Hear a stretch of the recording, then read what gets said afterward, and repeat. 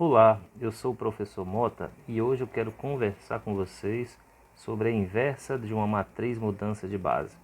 Nós vimos na aula passada essa matriz mudança de base de alfa para beta, cujas coordenadas são 1/3, menos 1/3, 1/3 e 2/3. E nós convertemos alguns vetores da base canônica alfa, vetor 4, 1, na base beta, o vetor 1, 2, como vetor de saída. Aqui no outro exemplo nós colocamos lá na base alfa, base canônica, o vetor 5, menos 1 e tivemos como saída o vetor 2, 1. A base alfa é a base canônica e a base beta que nós usamos no outro vídeo foi formada pelos vetores 2, menos 1 e 1, 1. E aí nós vimos essa relação que a matriz mudança de base multiplicada pelas matriz das coordenadas, né, me dá uma matriz coluna dos vetores na base alfa, nos dá como resultado as coordenadas do vetor na base beta. Foi feita inclusive no Excel uma formulazinha no qual você tinha automatizado essa mudança. Qualquer vetor que você tinha na base alfa, você tinha um resultado de um vetor na base beta. A ideia agora é fazer o retorno. Como que eu saio, por exemplo, pego um vetor 1, 2 nessa base e retorno para a base alfa, base canônica, ou uma outra base qualquer, né? Vamos fazer com esses dois vetores e verificar se é verdadeira essa inversa. Bom, a ideia é que a inversa da matriz mudança de base de alfa para beta para a matriz mudança de base de beta para alfa é que essa matriz aqui, uma vai ser a inversa da outra. Uma matriz é a inversa da outra.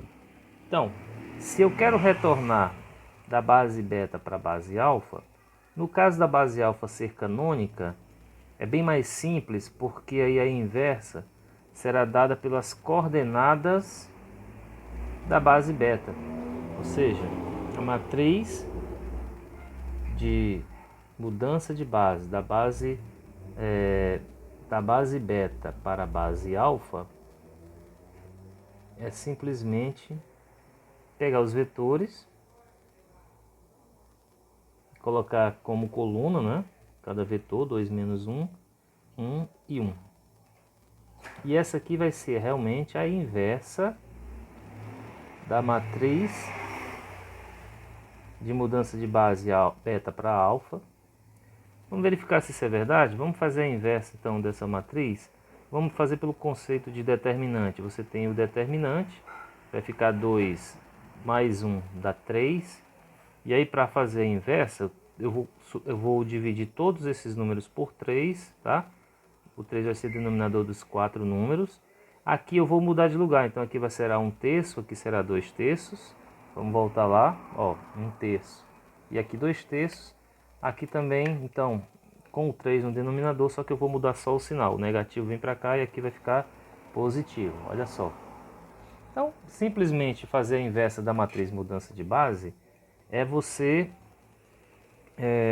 inverter a sua matriz, tá bom? E aí vamos conferir se realmente essa matriz aqui ela volta aqueles vetores de saída. No caso 1, 2, ó, vamos voltar essa aqui na base beta, as coordenadas 1, 2 e vamos chegar na 4, 1. Vamos ver se dá certo. Então, ó, 2 vezes 1, 2, mais 1 vezes 2, 2, dá 4, né? Menos 1, mais 2, vetor 1. Então, esse daqui estava na base beta e aqui nós chegamos na alfa, base canônica, ó, fizemos o retorno. E o 2, 1. Então, se eu fizer isso com o vetor 2, 1, pegar a mesma matriz. E agora eu vou fazer com as coordenadas na base beta do vetor 2, 1. E aí nós temos 4 mais 1, 5, menos 2 mais 1, menos 1. Isso aqui na base alfa, como realmente nós tínhamos no início. Agora uma pergunta, será que eu consigo garantir que a minha matriz terá sempre uma inversa, ou seja, se eu for de um vetor numa base para outra, eu sempre consigo retornar. Vamos perceber o seguinte, pelo conceito de inversão de matrizes. Uma matriz é inversa se o seu determinante é diferente de zero. E ser diferente de zero quer dizer que uma linha não é múltiplo da outra, no caso de uma matriz 2 por 2. Se for uma matriz maior, em que uma linha não seja combinação linear das outras. E nesse caso nós vamos ter vetores linearmente independentes. Mas veja que a gente está falando de uma base, né?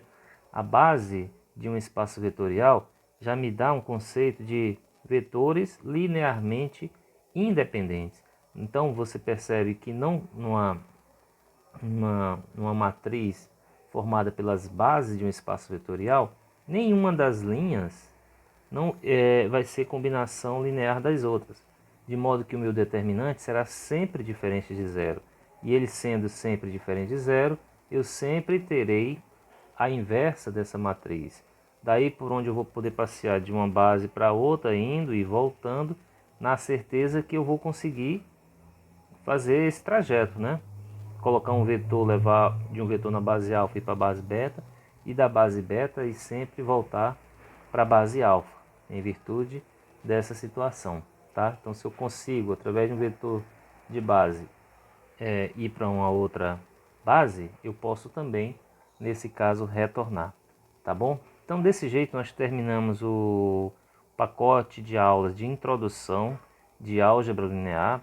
Nós vamos começar um outro capítulo, iniciando por transformações lineares, e eu espero que vocês estejam acompanhando aula a aula, e aí você vai tentar fazer uma abordagem mais geométrica, uma abordagem mais talvez voltada assim para o conceito de engenharias, para ficar mais visual, ficar mais perceptível geometricamente. Um abraço e até lá.